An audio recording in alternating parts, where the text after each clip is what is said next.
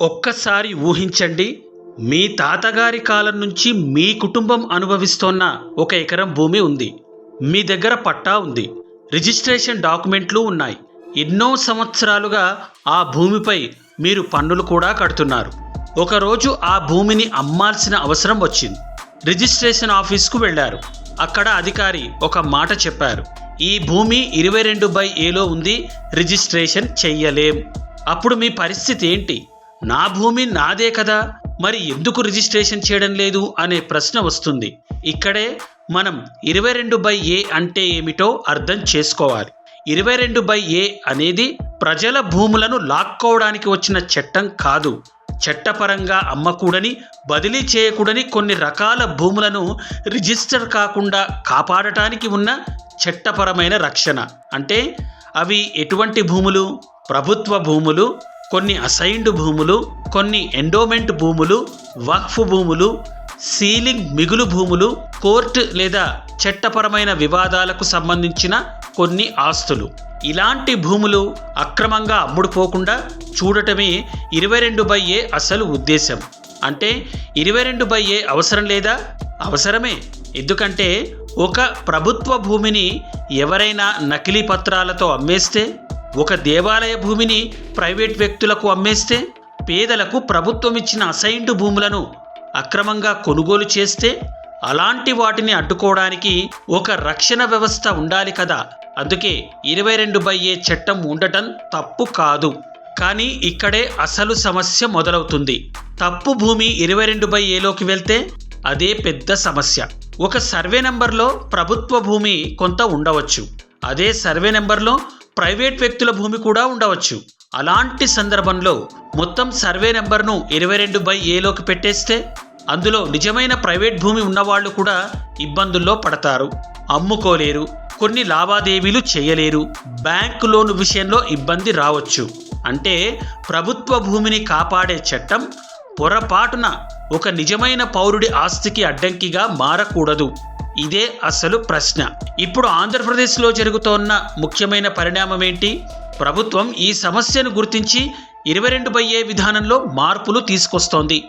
ఇకపై ఎవరి భూమినైనా 22/Aలో పెట్టే ముందు ఈ భూమి ఎందుకు 22/Aలో పెట్టాలి అనే విషయాన్ని నిర్ధారించే ప్రక్రియ ఉండాలి. ఆస్తి యజమానికి నోటీసు ఇవ్వాలి, తన అభ్యంతరం చెప్పుకునే అవకాశము ఇవ్వాలి, అధికారులు విచారణ చేయాలి, అన్ని రికార్డులు పరిశీలించాలి, ఆ తర్వాతే నిర్ణయం తీసుకోవాలి. అంతేకాదు, ఎందుకు ఆ భూమిని 22/Aలో పెట్టారో కారణాలను స్పష్టంగా చెప్పే స్పీకింగ్ ఆర్డర్ ఇవ్వాలి. ఇది ఎందుకు ముఖ్యం? ఒక చిన్న ఉదాహరణ చూద్దాం. మీ భూమిని ప్రభుత్వం 22/Aలో పెట్టబడింది అనుకోండి. మీరు అడిగారు ఎందుకు? అధికారి రికార్డులో అలా ఉంది అని మాత్రమే చెబితే మీకు ఏమర్థమవుతుంది?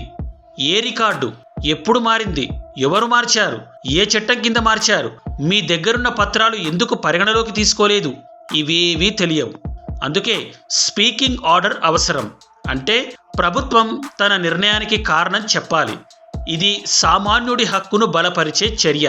ఇంకో ముఖ్యమైన విషయం, భూమి ప్రభుత్వానిదని నిరూపించాల్సిన బాధ్యత కూడా ప్రభుత్వం పైనే ఉండేలా ఏపీలో తాజా మార్గదర్శకాలు దృష్టి పెట్టాయి. అంటే ఇది ప్రభుత్వ భూమి అని నువ్వే నిరూపించుకో అని సాధారణ పౌరుడిని పరుగులు పెట్టించడం కాకుండా, ఇది ప్రభుత్వ భూమి అని మేమే రికార్డులతో నిరూపిస్తాం అనే దిశగా వ్యవస్థను తీసుకెళ్లడం. ఇది చాలా ముఖ్యమైన మార్పు. ఎందుకంటే సాధారణ రైతు లేదా మధ్యతరగతి కుటుంబానికి రెవెన్యూ డిపార్ట్మెంట్లో ఉన్న వందలాది పాత రికార్డులు, గవర్నమెంట్ ఆర్డర్లు, సర్వే రికార్డులు అన్నీ తెలుసుకోవడం సాధ్యం కాదు. అందుకే ప్రభుత్వం తన దగ్గరున్న రికార్డులను సరిచేసుకోవాలి. ప్రజలను మాత్రమే పరుగులు పెట్టించకూడదు. ఇదే అసలు పరిపాలన బాధ్యత.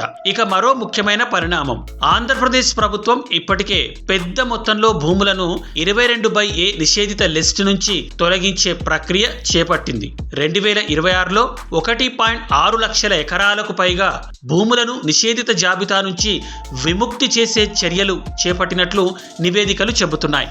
అంటే ప్రభుత్వం చెప్పేది ఏమిటంటే, నిజంగా నిషేధించాల్సిన భూమిని కాపాడతాం, కానీ నిషేధం అవసరం లేని భూమిని 22/Aలో ఉంచం. ఇదే సరైన విధానం.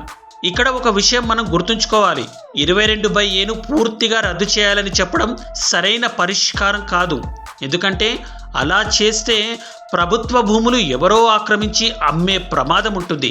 పేదలకు ఇచ్చిన భూములు అక్రమంగా చేతులు మారే ప్రమాదము ఉంది. దేవాలయాలు, ధార్మిక సంస్థలకు చెందిన భూములు అన్యాక్రాంతమయ్యే ప్రమాదం ఉంటుంది. అందుకే 22/A ఉండాలి. కానీ 22/Aలో తప్పు ఉండకూడదు. ఒకవేళ తప్పు జరిగితే దాన్ని సరిచేసే మార్గం చాలా సులభంగా ఉండాలి. ఇదే అసలు సంస్కరణ. ఇక్కడ ప్రభుత్వం 3 విషయాలు చేయాలి. మొదటిది, రికార్డులు కరెక్ట్ చేయాలి. పాత రికార్డులు, కొత్త సర్వేలు, రిజిస్ట్రేషన్ డాక్యుమెంట్లు, పట్టాలు అన్నిటినీ సరిపోల్చాలి. రెండవది, ప్రజలకు సమాచారం ఇవ్వాలి. ఎవరి భూమి 22/Aలో ఉంది, ఎందుకు ఉంది, ఏ కేటగిరీలో ఉంది అనే వివరాలు పారదర్శకంగా అందుబాటులో ఉండాలి. ప్రస్తుతం ఆంధ్రప్రదేశ్ రిజిస్ట్రేషన్ డిపార్ట్మెంట్ స్వయంగా నిషేధిత ఆస్తుల కోసం ఆన్లైన్ డేటాబేస్ అందుబాటులో ఉంచుతోంది.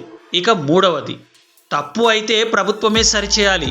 ఒక నిర్దోషి వ్యక్తి తన భూమి 22/Aలో తప్పుగా చేరిందని నిరూపించడానికి సంవత్సరాల తరబడి కోర్టుల చుట్టూ తిరగాల్సిన పరిస్థితి రాకూడదు. ఇటీవల ఆంధ్రప్రదేశ్ హైకోర్టు కూడా ఒక 80 ఏళ్ల మాజీ సైనికుడి భూమిని నిషేధిత జాబితా నుంచి తొలగించాలని ఆదేశించింది. అధికారుల ఆలస్యాన్ని కోర్టు తీవ్రంగా తప్పుపట్టింది. మరో కేసులో విశాఖపట్నం జిల్లాలోని ప్రైవేట్ భూమిని సెక్షన్ 22/A కింద చేర్చడం చట్టబద్ధమైన ప్రక్రియను అనుసరించలేదని హైకోర్టు పేర్కొని డీనోటిఫికేషన్కు ఆదేశించింది. అంటే కోర్టులు కూడా ఒక విషయాన్ని స్పష్టం చేస్తున్నాయి. ప్రభుత్వ భూమిని కాపాడటం ఎంత ముఖ్యమో ప్రైవేట్ వ్యక్తి చట్టబద్ధమైన ఆస్తిని కూడా కాపాడటం అంతే ముఖ్యం. అందుకే 22/Aను ప్రభుత్వం మీద పోరాటంగా చూడాల్సిన అవసరం లేదు. 22/Aను ప్రజల మీద ఆయుధంగా కూడా మార్చకూడదు. 22/A ఒక రక్షణ గోడలా ఉండాలి. అది నిజమైన ప్రభుత్వ భూమికి రక్షణ ఇవ్వాలి. అదే సమయంలో ఆ గోడలో పొరపాటున చిక్కుకున్న నిజమైన పౌరుడికి బయటకు వచ్చే తలుపు కూడా ఉండాలి. అందుకే మన ప్రశ్న 22/A అవసరమా? కాదు. మన ప్రశ్న 22/A అవసరమే. కానీ తప్పు రికార్డుతో ఒక పౌరుడి ఆస్తిని ఎలా రక్షిస్తారు? ప్రభుత్వం దగ్గర సమాధానం ఉండాలి. అధికారుల దగ్గర రికార్డు ఉండాలి. ప్రజలకు సమాచారం ఉండాలి. తప్పు జరిగితే పరిష్కారం కూడా ఉండాలి. అప్పుడు మాత్రమే 22/A భయపెట్టే నంబర్ కాకుండా ప్రజల ఆస్తులను కూడా, ప్రభుత్వ ఆస్తులను కూడా కాపాడే నిజమైన రక్షణ వ్యవస్థ అవుతుంది. చివరగా ఒక్క మాట, ప్రభుత్వ భూమిని కాపాడటం ప్రభుత్వ బాధ్యత. కానీ ఒక సామాన్యుడి చట్టబద్ధమైన భూమిని తప్పు రికార్డు నుంచి కాపాడటం కూడా అదే ప్రభుత్వ బాధ్యత. అదే మంచి పరిపాలన, అదే న్యాయం.